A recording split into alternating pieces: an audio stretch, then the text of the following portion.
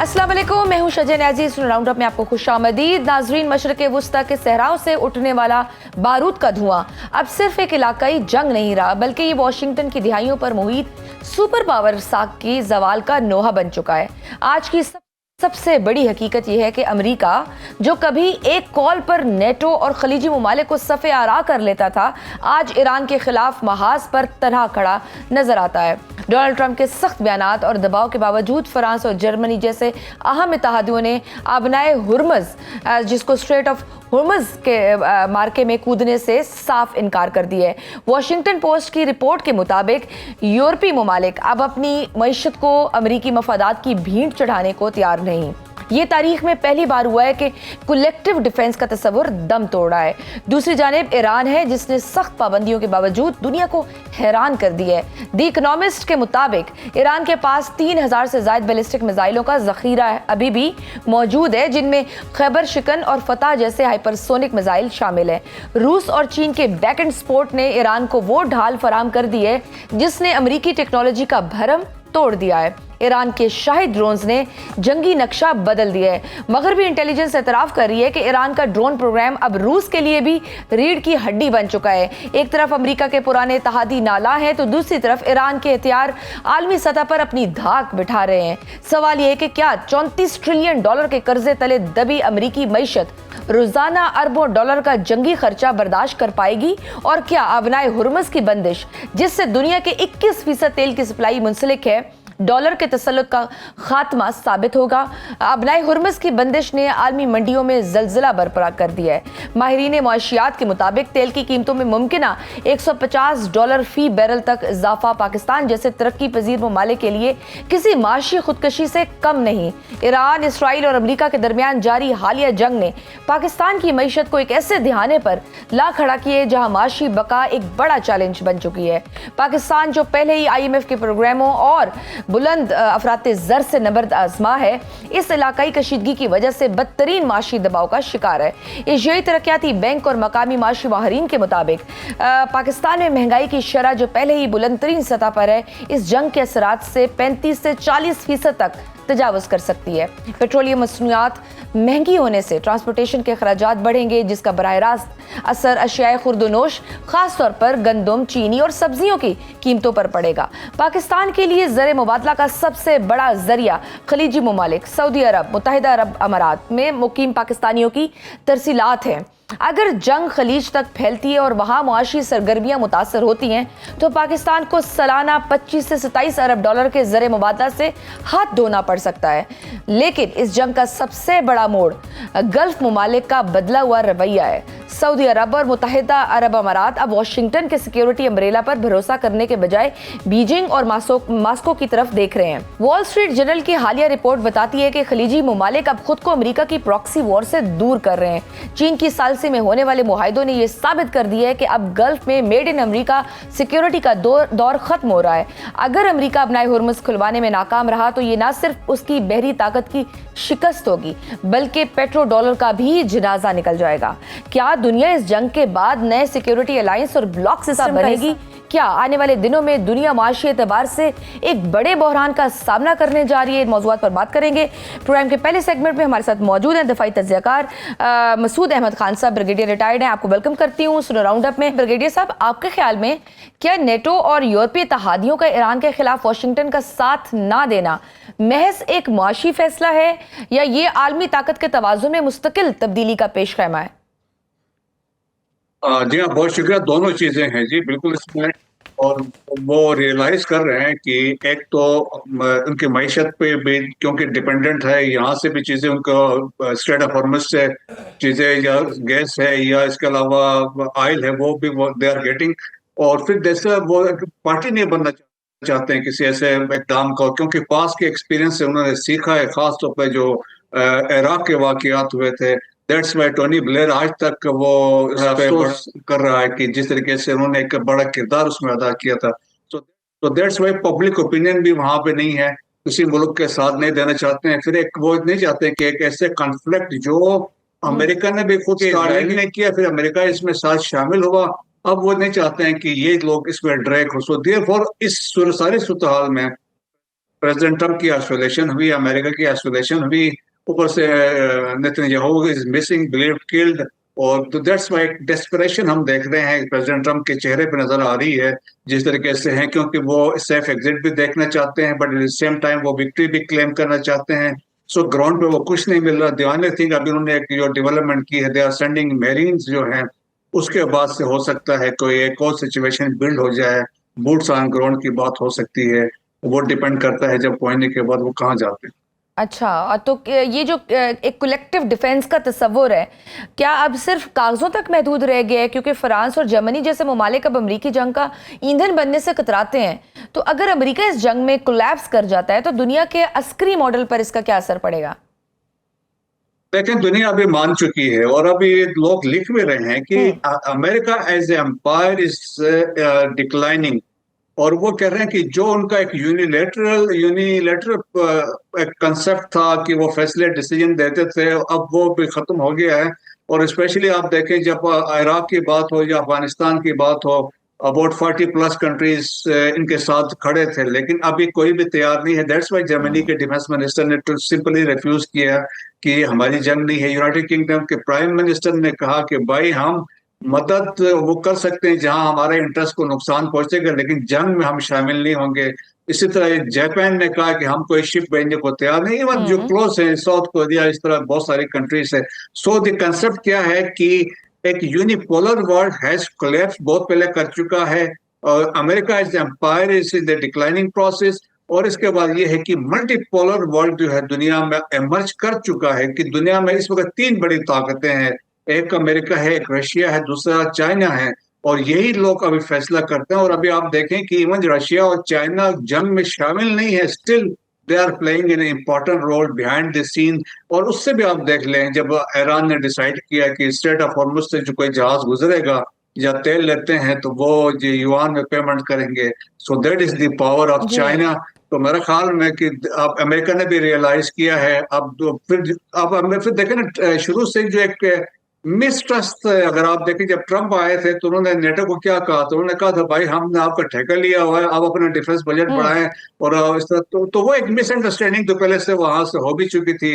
अब point blank range पे इन्होंने इनकार भी कर दिया है। तो दैट्स वाई ट्रम्प ने अभी को धमकी यही दे रहे कि मैं देख लूंगा।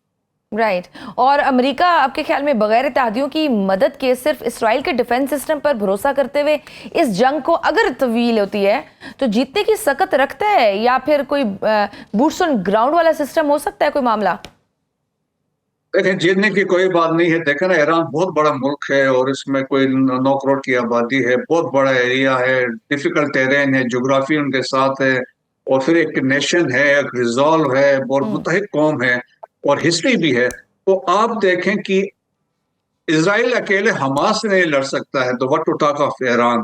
ईरान ने जिस तरीके से वहां पे डिस्ट्रक्शन है इसराइल के अंदर, वो भी रिपोर्ट नहीं हो रही है, लेकिन जो वीडियोज आ रही हैं उससे चीजें क्लियर हो रही है। सो अमेरिका के लिए बड़ा मुश्किल है, क्योंकि अमेरिका की जो सुपरमेसी का कंसेप्ट था, जो बड़ा एक बिग पावर का कंसेप्ट था, वो मलियामेट हुआ है। प्रेसिडेंट ट्रम्प के लिए अब मसाइल ये हुआ कि मिड टर्म इलेक्शंस भी आ रहे हैं, उनकी अपनी popularity graph has gone down.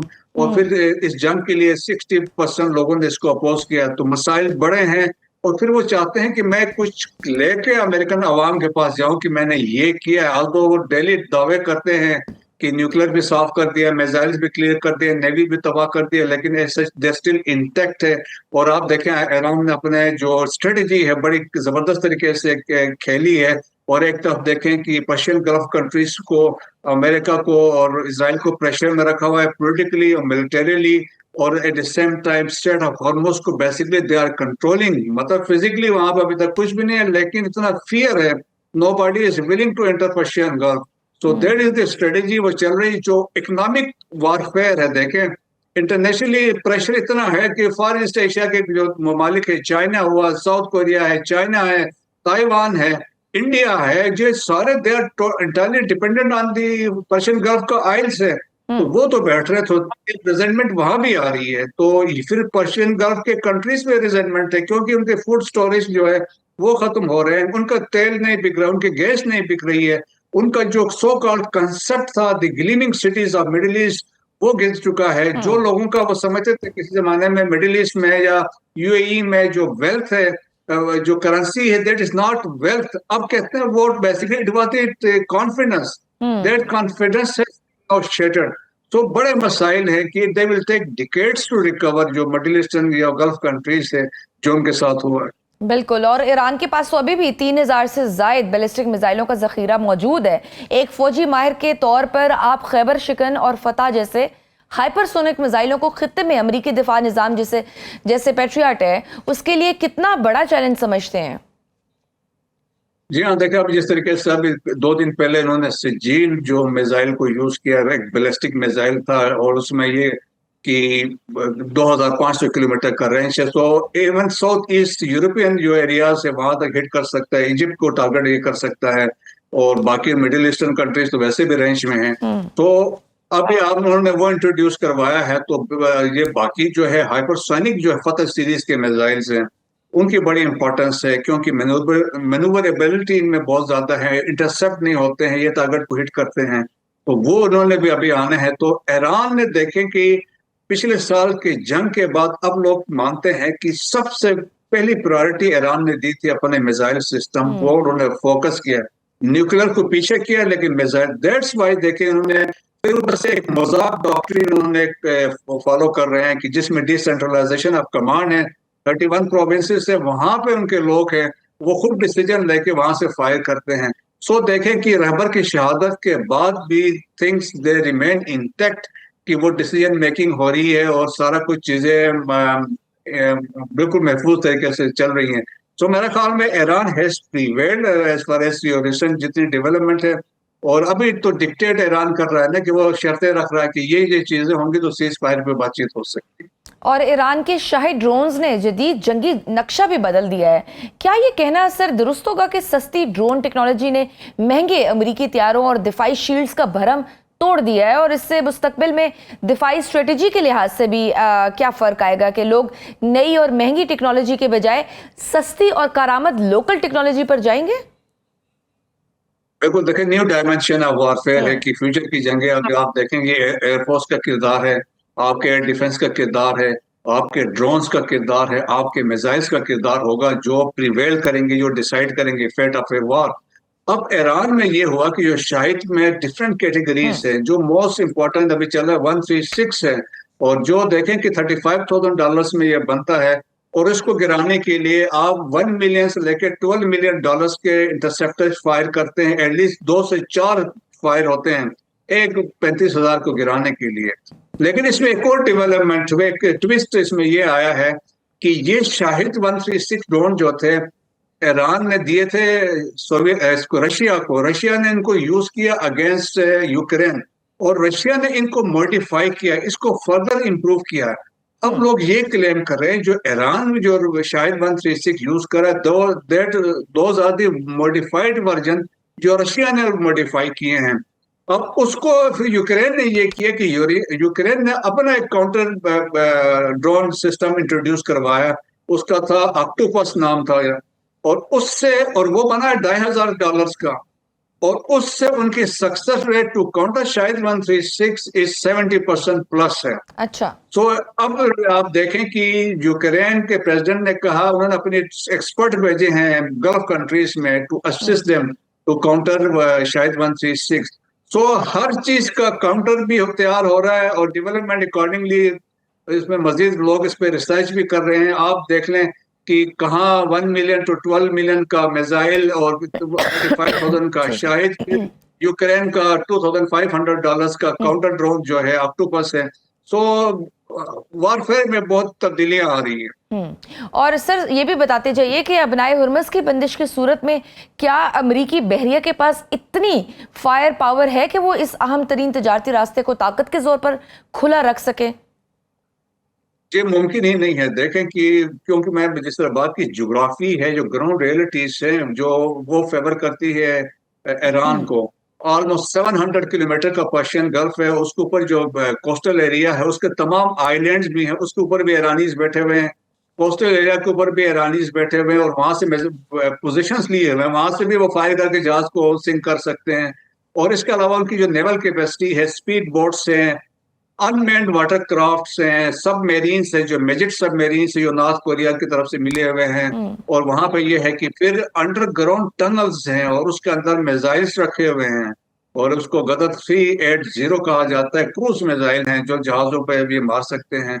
सो इसके लिए अभी देखें जो मेरीन्स आ रहे हैं कि उसमें कंसेप्ट उनका ये है कि लाइकली जो है, जो मैं अभी पढ़ रहा था कि ये मेरीन्स को ये यूज करेंगे टू ऑक्युपाई दोस आइलैंड जहाँ पे ईरानियन पोजीशन से, या जो कोस्टल एरियाज है वहां पे इनको ड्रॉप करके वहां पे उनको करें, फिर जब जाके पॉसिबिलिटी होती है, लेकिन कॉस्ट बहुत हाई होगी।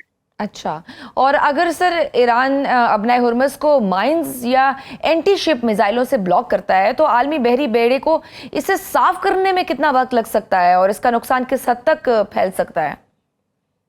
ये देखिए बहुत एक बड़ी डेंजरस डेवलपमेंट होगी। इट विल टेक टाइम एक दफा, और क्योंकि इसमें फिर तो इंटरनेशनल पूरे जहाज मिल जाएंगे, फिर उसमें जिस तरह यूके ने कहा जब इस तरह कोई काम होता है तो हम असिस्ट कर सकते हैं माइन स्वीपिंग के लिए, तो उसके लिए बड़ा एक्सटेंसिव ऑपरेशन होगा जिसमें बहुत सारे ममालिक मिलकर ये कर सकते हैं। और फिर भी आप देखें कि it will take considerable time की क्लियरेंस के लिए, कि फिर भी कोई ना कोई नेवल माइन अगर हो, अगर जहाज को किसी को लग जाए उससे बड़ा नुकसान हो सकता है। So situation is very fluid. अभी ऐसा माइंड नहीं किया उन्होंने, ईरान ने थ्रेट किया है कि हम कर सकते हैं। अगर ये हो जाता है तो फिर तो आप समझ लें कि वर्ल्ड की इकोनॉमी और सिक्योरिटी के बहुत बड़े मसाइल हैं। सर, सऊदी अरब और यूएई का वॉशिंगटन के सिक्योरिटी अम्ब्रेला से निकलकर बीजिंग और मॉस्को के तरफ देखना एक बड़ी तब्दीली होगा डेफिनेटली। क्या गल्फ ममालिक नए दिफाई मुआहदों की जानिब जा सकते हैं, जैसे पाक सऊदी दिफाई मुआहदा हुआ है? क्या पाकिस्तान मिडल ईस्ट में नया सिक्योरिटी प्रोवाइडर बन सकता है?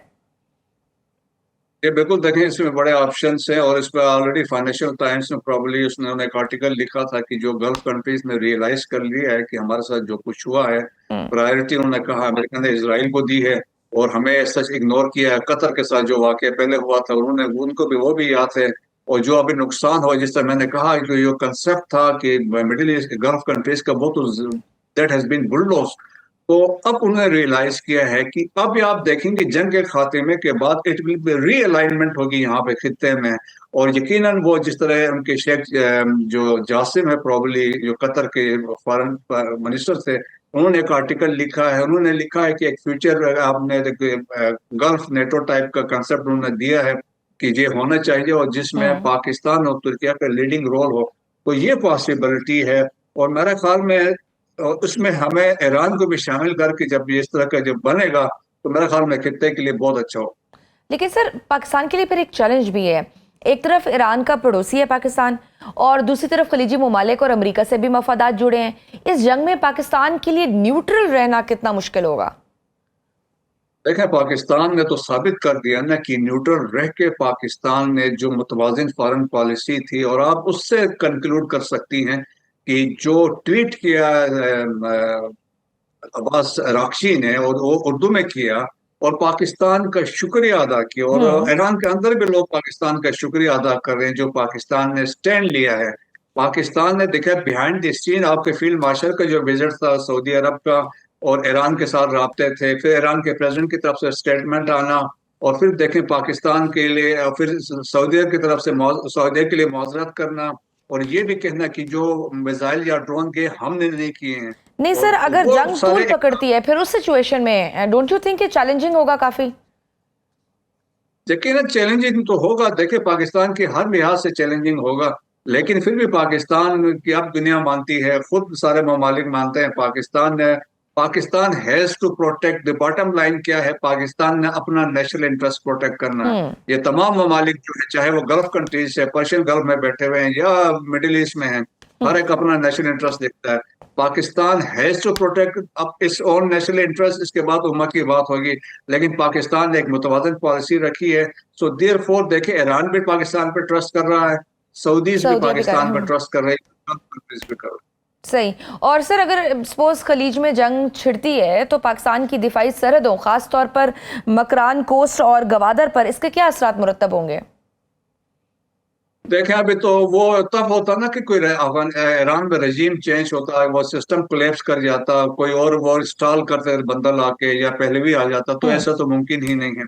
ईरान इंटैक्ट है, सिस्टम चल रहा है, एक नया रहबर है और हुकूमत भी वहां पे चल रही है, डिसेंट्रलाइजेशन मैंने कहा कमांड है, तो कोई चांस नहीं है कि कोई ऐसा हो। तवील जंग में ये हो सकता था अगर ईरानियन सिस्तान बलोचिस्तान में कुछ एक्टिविटी हो तो उसके इम्पैक्ट पाकिस्तान में आ सकते हैं, लेकिन पाकिस्तान का 909 किलोमीटर का बॉर्डर है। ऑलरेडी आपने बड़े अच्छे कंक्रीट स्टेप्स लिए हुए हैं, फेंस भी किया हुआ है, और कोशिश यही है, ईरान की तरफ से भी कोशिश ये होगी, क्योंकि हम सबका इंटरेस्ट है कि ईरान इंटैक्ट रहे। और ये तो और मेरे ख्याल में ऐसा कोई पाकिस्तान के लिए सीरियस इम्प्लीकेशन नहीं है, सिंस गवर्नमेंट वहां पे कोई चेंज नहीं हुई है, तो पाकिस्तान के लिए स्टेटस को वाली बात। ठीक, बहुत शुक्रिया। ब्रिगेडियर रिटायर्ड मसूद अहमद खान साहब हमारे साथ मौजूद थे। नाज़रीन, गुफ्तगू आपने सुनी। वक्त ब्रेक का देखते रहिए Suno round up. Welcome back to Suno round up. नाज़रीन, प्रोग्राम के इस सेगमेंट में हमारे साथ मौजूद है माहिर मौशियात डॉक्टर इकरामुल हक साहब। आपको वेलकम करती हूँ सुनो राउंड अप में। डॉक्टर साहब, आलमी बैंक रिपोर्ट्स के बता रही हैं कि अबनाए हुर्मुज़ की बंदिश से तेल $150 फी बैरल तक जा सकता है। पाकिस्तान में पेट्रोल पहले ही आवाम की पहुंच से दूर है। इस सूरत में क्या कीमत 400 या 500 रुपए तक जा सकती है, और पेट्रोल की कीमत का ओवरऑल पाकिस्तान की मईशत पर क्या असर पड़ेगा? कि देखिए, जितनी भी प्राइस बढ़ेगी, ये तो हुकूमत कह चुकी है कि वो अब्जॉर्ब नहीं करेगी और पास ऑन करेगी। तो जितनी भी कीमत बढ़ेगी वो तो हमें अंदाजा होगा जैसे जैसे आगे हालात पैदा होते हैं। मगर अब वो ये सोच रहे हैं कि कुछ टारगेटेड सब्सिडी जिस पे IMF तराज नहीं करता है, तो कुछ कार्ड्स दिए जाएं मोटरसाइकिलों वालों को और कुछ रिक्शा वालों को। मगर ये ऐसी स्कीमें बनाना, उसके लिए डेटाबेस निकालना, फिर उसको उसका सही यूटिलाइजेशन होना, हमारे यहाँ तो मसला ही रहता है। आपको पता है कि अभी तक वो जो फ्रॉड्स कुछ सालों में हुए थे बेनजीर इनकम सपोर्ट में, उसको आज तक हम मंजर-ए-आम पे नहीं ला सके।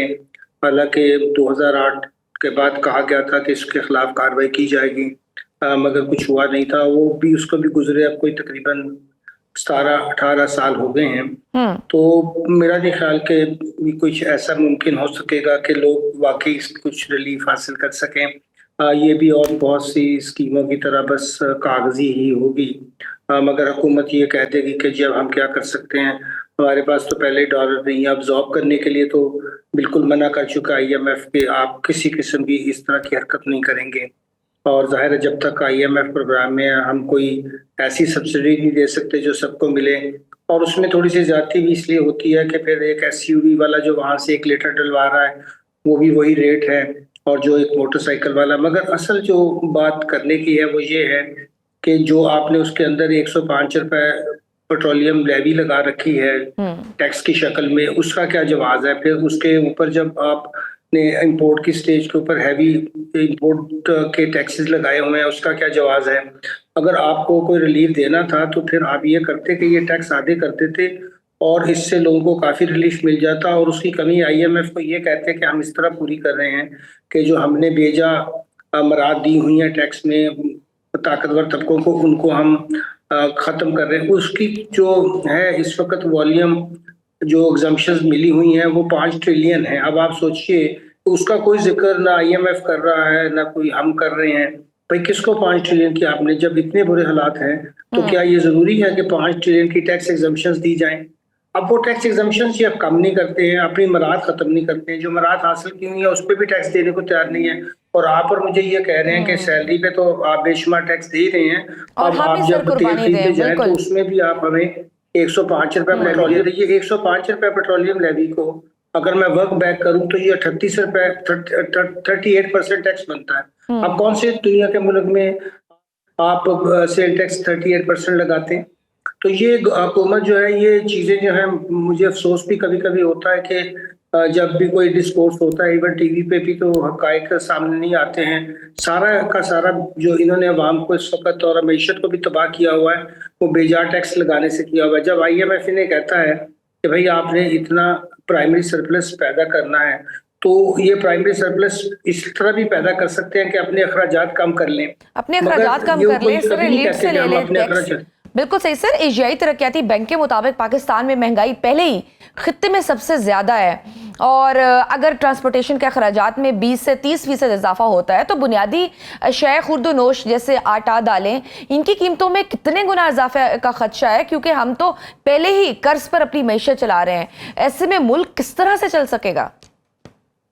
देखिए, आम लोगों के लिए तो बहुत ही परेशानियां पहले भी यहाँ आपने दुरुस्त फरमाया। चूंकि हमारे यहाँ जो है वो ना सिर्फ चीज़ों की कीमतें बहुत ज़्यादा हैं, बल्कि हमारे पैसे की भी कोई कदर नहीं है। सो हम बाहर से जितनी भी चीज़ें मंगवाते हैं वो हमें अपनी पैसे की कदर के लिहाज से उतनी गुना पड़ती हैं। जिस मुल्क से आजकल हम जंग कर रहे हैं वहाँ $1.74 अफगानी का है, और एक जमाने में आपको पता है 1 रुपए पाकिस्तानी में कितने हजार अफगानी आते थे। तो हम तो कह रहे हैं जी उनकी मईशत तबाह हो चुकी है, उनको कुछ पता नहीं है, वो तो कारोबार करना नहीं जानते हैं, तो वो कैसे अपने जो करेंसी को इतने अरसे से इंडिया से भी बेहतर हालत में रखे हुए हैं, क्योंकि वो ट्रेड करते हैं और उनके पास काफी सरप्लस है। हम तो कोई सरप्लस हमारे पास नहीं है। कभी हम $5 बिलियन जो है वो किसी मुल्क से ले लेते हैं, किसी से 4 ले लेते हैं, किसी से 3। इस तरह हम मसनूई तौर पर अपना वो दिखाते हैं। दरअसल वो तो लोगों के पैसे पड़े होते हैं। अगर उसमें लाइबिलिटी हम निकाल दें तो हमारा जो रिजर्व होगा तो माइनस में होगा। तो कितने दिनों से ये बात हो रही है कि हम कोई ऐसी इस्लाहात करेंगे जिससे कि हमारा जो सरप्लस वाकई सही हो जाए। क्योंकि देखिए, हम पाकिस्तान का मसला ये है कि अब तो हम ने कई सालों से, आपको याद होगा कि वीट भी बाहर से मंगवाई है, और ये एक ऐसा ज़राई मुल्क है जो अपनी खाने पीने की जरूरियात भी पूरी नहीं कर सकता। और चीनी से देखिए कैसा मजाक करते हैं ये लोग कि पहले उसको एक्सपोर्ट करवा देते हैं फिर इंपोर्ट करवाते हैं। उसके ऊपर सारे ये जितने भी लोग बैठे हुए हैं इस वक्त इक़्तिदार में, उन सब की आपको पता है मिले हैं, तो उनको तो बहुत फायदा होता है, मगर गरीब आवाम जो है जी, तो ये तो बहुत चीज़ों की कीमतें इसलिए भी बढ़ेंगी कि जाहिर है कि जब ट्रांसपोर्ट की पाकिस्तान में कीमत आने जाने की बढ़ती है, फिर तेल जहाँ इस्तेमाल होता है और कुछ ना भी बढ़े तो लोग ये कहकर बढ़ा देते हैं कि जी कल तेल महंगा हो गया था तो मेरी चीज़ भी महंगी हो गई है। तो ये तो हमारी आदत है, और ये रमज़ान जा रहा था, इसमें वैसी चीज़ों की कीमतें हम बढ़ा देते हैं। ऊपर से ये हमारे ऊपर नागहानी आफत आ पड़ी है, और इसने हमें एक्सपोज कर दिया कि मईशत में कोई जान नहीं थी। इतने दिनों से जो हमें कह रहे थे कि मईशत संभल चुकी है, रास्ता आगे का जा चुका है, अब बस हम फ्लाइट लेने वाले हैं। जब आप आईसीयू में हैं, यानी कि जब आप आईएमएफ के प्रोग्राम में होते हैं, तो इसको आम नाजरीन को हमें ये बताना चाहिए कि उसका ये मकसद होता है कि मरीज आईसीयू में है। अब आईसीयू वाला मरीज जो है वो उठकर 100 मीटर की स्प्रिंट तो नहीं जीत सकता है, उसको तो बेचारे को बैठ भी जाए तो बड़ी जरूरत होती है एक्स्ट्रा। बिल्कुल। लेकिन सर यहाँ तो खैर हमारी जो पॉलिसीज़ हैं और हमारे हुक्मरान के जो रवैये हैं वो तो बिल्कुल अपोजिट ही हैं। पाकिस्तान की मईशत का एक बड़ा सतून जो है वो खलीजी ममालिक से आने वाले ज़र मुबादला है। सर अगर गल्फ जंग की लपेट में आता है तो क्या तकरीबन ये $27 अरब का जो रेवेन्यू आता है ये रुक जाएगा, और क्या इससे हमारे ज़र मुबादला के ज़खायर पर क्या गुजरेगी? देखिए, वो जो रेमिटेंस आती है वो उसकी तरफ तो नहीं जाती, मगर जो हमें करंट अकाउंट का डेफिसिट होता है उसको पूरा करने में बहुत मदद हमें हासिल होती है। और अगर वो भी ना आए तो फिर तो हमारे हालात समझिए कि बिल्कुल ही कुछ नहीं है। असल में आपको पता होगा कि अगले 4 साल तक हमने तकरीबन एवरेज 25 बिलियन बाहर देना है। अब जाहिर है कि उसके लिए प्लानिंग करनी पड़ती है, बजट में रखना पड़ता है। पिछले दिनों आपको याद होगा स्टेट बैंक ने मार्केट से $24 बिलियन खरीदे हैं। अब आप अंदाजा लगा लें कि स्टेट बैंक का ये काम रह गया है कि वो डॉलर्स की खरीदो फरोख्त करे, इसलिए कि थोड़ा सा करेंसी को स्टेबलाइज रखना है। अगर ये फ्री फ्लोट कर दें करेंसी को तो ये कहाँ जाएगी मैं कह नहीं सकता हूँ, मगर असल बात तो ये है कि जिन हुक्मरानों को कुछ इस बात का इतराक नहीं होता कि हमने अपनी जो रहन सहन है, जो हमने अपनी गवर्नमेंट के खर्चे के ऊपर, वो तनख्वाह लेते नहीं, मगर वैसे अगर आप उनका देखें तो 85,000 गाड़ियां वफाक के पास है, जबकि पूरे यूके के पास जो पूल में गाड़ियां वो 56 है। अब $11 अरब के गाड़ियों का जो खर्चा है सालाना वो 150 बिलियन का हम पेट्रोल सिर्फ गवर्नमेंट के हमें चाहिए। ये जो हमारी गवर्नमेंट के साइज हैं, जो हमारे अफसरान की याशियां हैं, और जो उनके लिए नई नई गाड़ियां खरीदी जाती हैं और जो उनको दिया जाता है, ये हमारे आपके ऊपर बहुत बोझ है। आप लाहौर के GR को कभी आकर देखिए वो बेहतरीन लोकेशन पे है, एक तरफ नहर है, एक तरफ उसको एक बहुत बड़ी रेस कोर्स रोड जो पुरानी होती थी वो है, और उसके अंदर 4-4 एकड़ की अभी तक घर हैं जिसमें हमारे जो हैं वो ब्यूरोक्रेट्स रहते हैं। अब आप सोचिए कि अगर हम उसको सिर्फ लीज पर ही करते इस पूरे इलाके को, तो हमें तो वैसे कर्जे हमारे लोकल उतर जाते सारे, मगर इन्होंने वो कोई काम नहीं करना। अब आप और मैं इसलिए टैक्स दे रहे हैं कि हम एक नालायक और जो बहुत नकारा मशीनरी है हुकूमती और जिसका साइज रोज बढ़ता ही जा रहा है उसको फंड करें।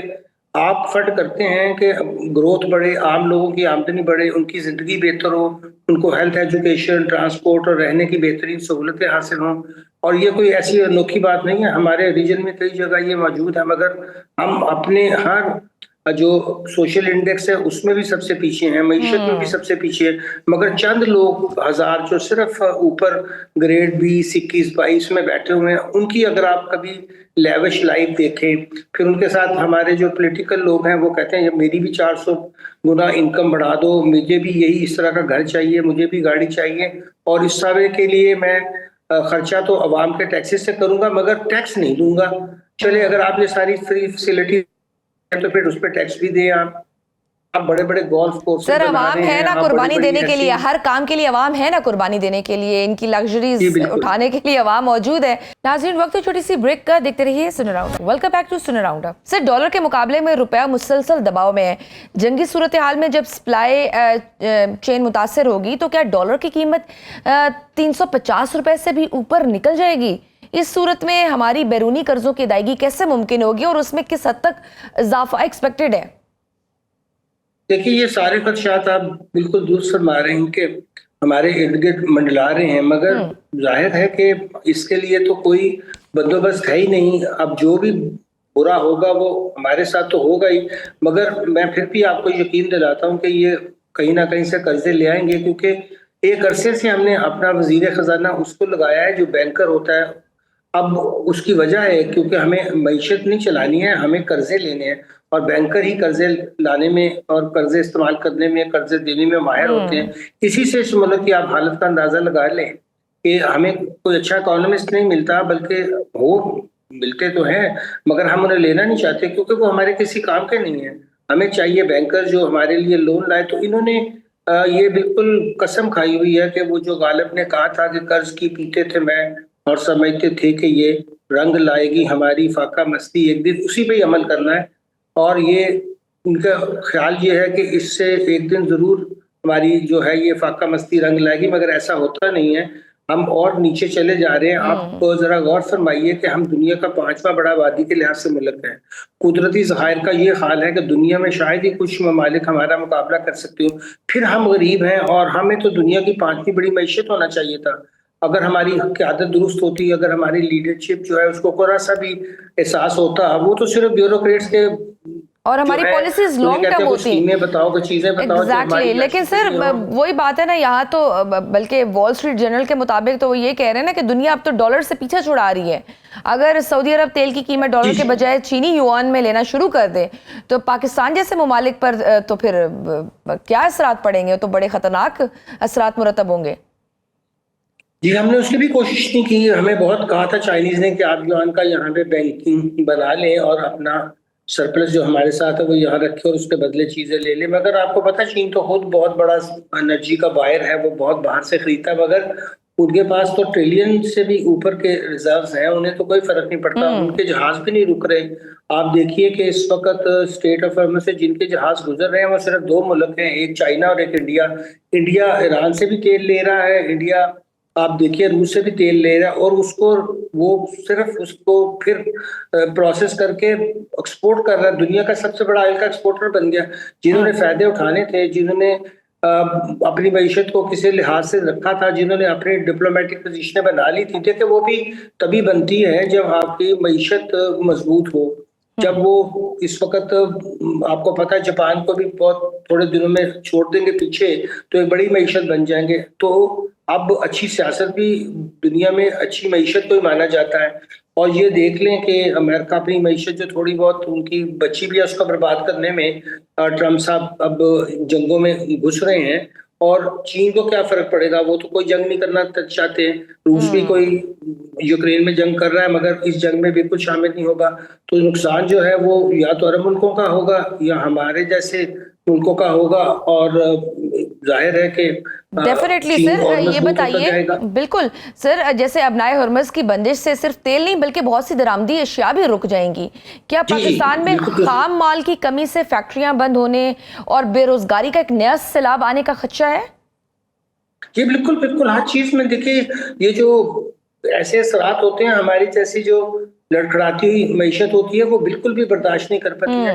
हम तकरीबन इस वक्त 80% इम्पोर्ट के ऊपर हमारी मईशत का दारोमदार है, और यही नहीं जो हम एक्सपोर्ट भी करते हैं उसकी भी रॉ मटेरियल 50 से 60% तक हम बाहर से मंगवाते हैं। अब आप खुद ही अंदाजा लगा लीजिए कि बहुत अरसे तक वो हुकूमतें जिन्होंने आज़ादी हमसे कई, जाहिर है चाइना ने तो बाद में हासिल की, मगर मैं फिर इंडिया की मिसाल दूंगा कि उन्होंने पहली अपनी कई दहाइयों में बाहर से कोई चीज ही नहीं मंगवाई, गाड़ी नहीं लेते थे।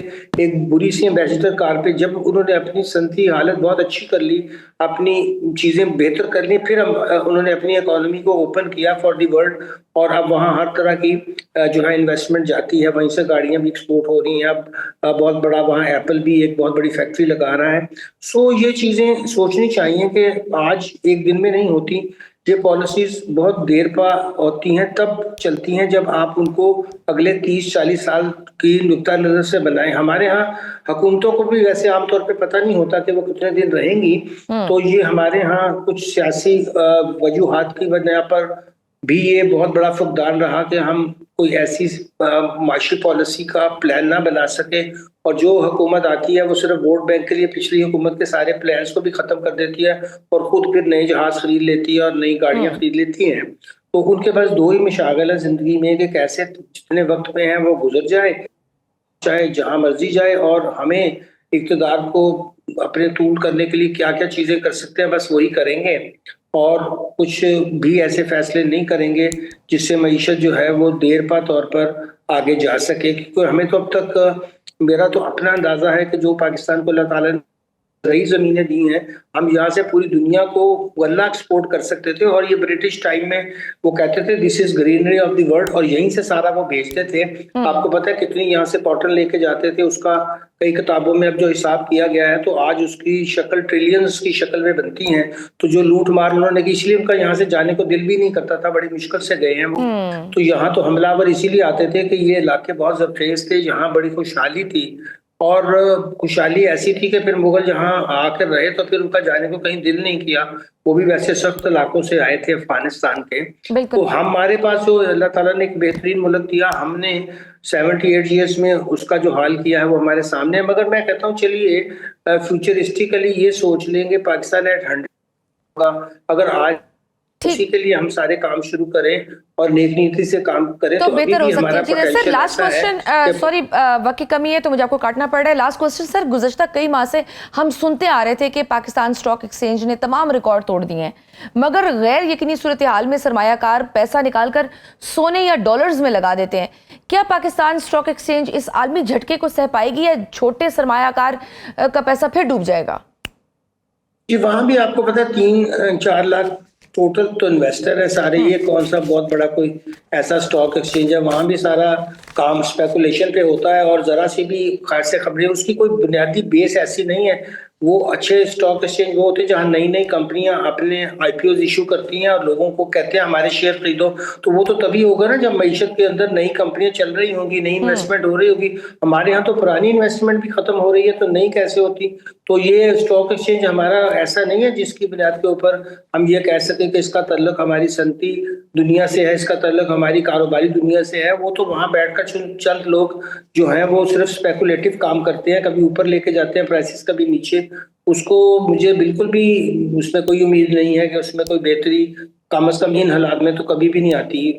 और आपने दुरुस्त फरमाया, वहां से लोग पैसा निकाल कर सोचेंगे कि क्योंकि अनसर्टिनिटी बहुत है तो हम ऐसी चीजों में रख लें, डॉलर खरीद कर रख लें हम, और सोना खरीद कर रख लें। और यही ज्यादा पाकिस्तानियों को मसला रहता है, क्योंकि उनके पास कोई अच्छे एवेन्यूज ही नहीं है, तो वो कहाँ पे पैसा लगाएं। वो बेचारे कोशिश करते हैं जो थोड़ा बहुत बच भी गया है उसको तो किसी तरह महफूज कर ले। बिल्कुल सही, क्योंकि ब्लूमबर्ग और फाइनेंशियल टाइम्स तो यही बता रहा है कि अमेरिकी मईशत खुद लड़खड़ा रही है, तो फिर पाकिस्तान का क्या बनेगा। बहुत शुक्रिया डॉक्टर इकरामुल हक साहब माहिर मौशियात हमारे साथ मौजूद थे। नाज़रीन, गुफ्तगू आपने सुनी, आज के प्रोग्राम में बस इतना ही, इजाज़त दीजिए, अल्लाह हाफ़िज़।